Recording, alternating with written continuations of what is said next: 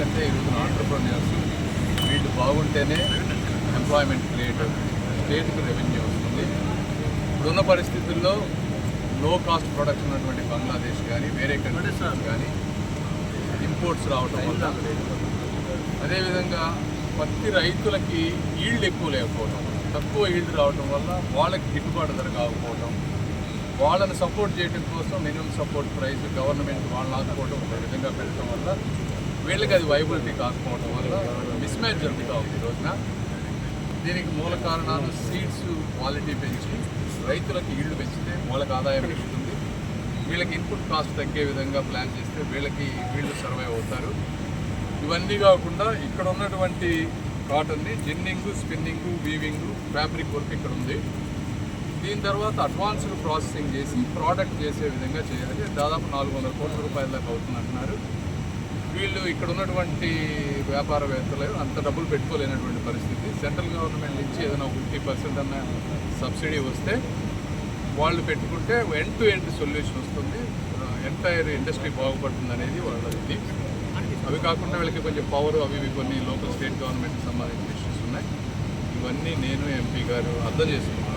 ఇప్పుడు వీళ్ళ ప్రాబ్లమ్స్ ఏంటనేది 100% అవుతుందని నేను చెప్పను, కానీ ఇద్దరం అయితే వెళ్ళి టెక్స్టైల్ మినిస్ట్రీ గారు కూర్చొని వర్క్ చేసి సాధ్యమైనంత వరకు ఏదో విధంగా కొంతన్నా వాళ్ళకి మేలు జరిగే విధంగా చేయడానికి ప్రయత్నిస్తాం. Thank you. వీటిని ఏ విధంగా ముందుకు తీసుకు, ఎందుకంటే ఈరోజు ఆంటర్ప్రెన్యూర్స్ వీళ్ళు బాగుంటేనే ఎంప్లాయ్మెంట్ క్రియేట్ అవుతుంది, స్టేట్కి రెవెన్యూ వస్తుంది.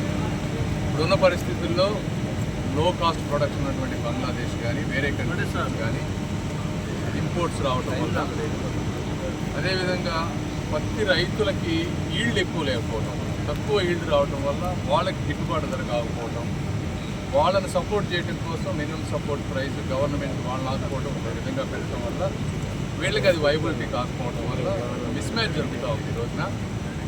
దీనికి మూల కారణాలు సీడ్స్ క్వాలిటీ పెంచి రైతులకు ఈల్డ్ పెంచితే వాళ్ళకి ఆదాయం పెరుగుతుంది, వీళ్ళకి ఇన్పుట్ కాస్ట్ తగ్గే విధంగా ప్లాన్ చేస్తే వీళ్ళు సర్వైవ్ అవుతారు.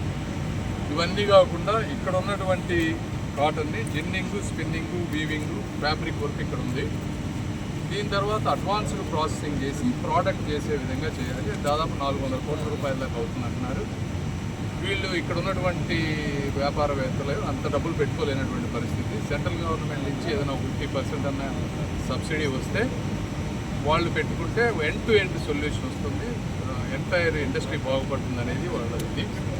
అవి కాకుండా వీళ్ళకి కొంచెం పవర్ అవి కొన్ని లోకల్ స్టేట్ గవర్నమెంట్కి సంబంధించిన ఇష్యూస్ ఉన్నాయి. ఇవన్నీ నేను ఎంపీ గారు అర్థం చేసుకున్నాను. ఇప్పుడు వీళ్ళ ప్రాబ్లమ్స్ ఏంటనేది 100% అవుతుందని నేను చెప్పను, కానీ ఇద్దరం అయితే వెళ్ళి టెక్స్టైల్ మినిస్ట్రీ గారు కూర్చొని వర్క్ చేసి సాధ్యమైనంత వరకు ఏదో విధంగా కొంతన్నా వాళ్ళకి మేలు జరిగే విధంగా చేయడానికి ప్రయత్నిస్తాం. Thank you.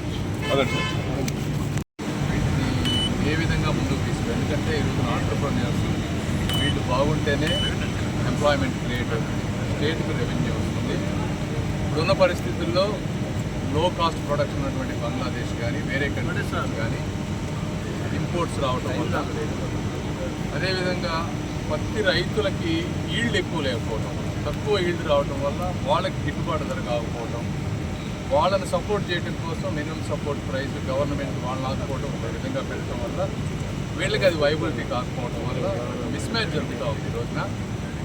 దీనికి మూల కారణాలు సీడ్స్ క్వాలిటీ పెంచి రైతులకు ఈల్డ్ పెంచితే వాళ్ళకి ఆదాయం పెరుగుతుంది, వీళ్ళకి ఇన్పుట్ కాస్ట్ తగ్గే విధంగా ప్లాన్ చేస్తే వీళ్ళు సర్వైవ్ అవుతారు.